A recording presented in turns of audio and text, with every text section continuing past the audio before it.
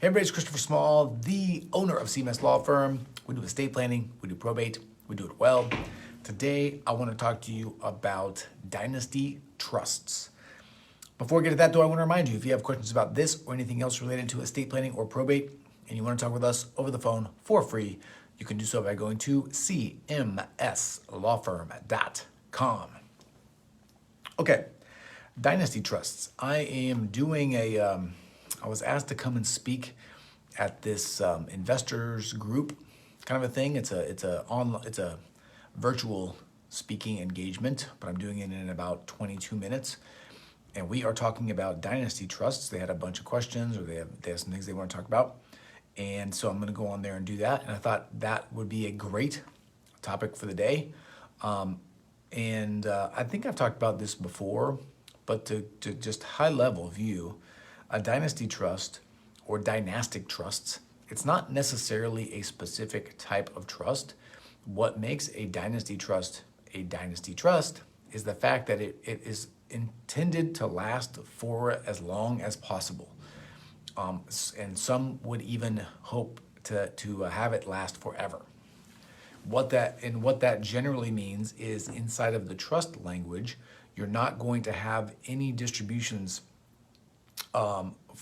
scheduled that are not related to some discretionary purpose.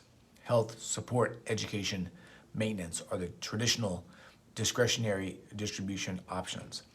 So when you have a trust, what a lot of people will do, what I have even with my trust, is when my kids reach certain ages, trust funds, assets become available to them at their request, whether or not they have a specific need for them or not. That is not necessarily a dynastic trust, because all of the funds could be taken out of the trust and the trust would close down.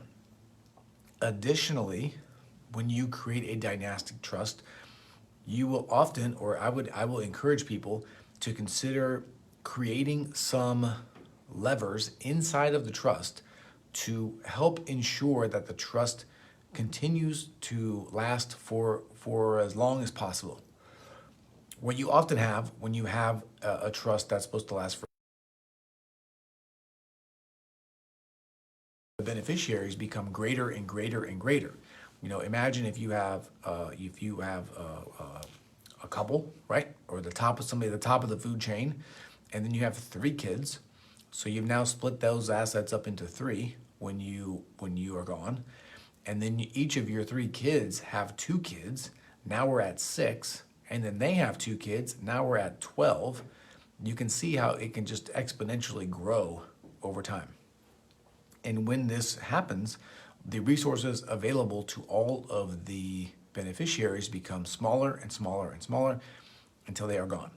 There are some things that you can do to overcome those issues.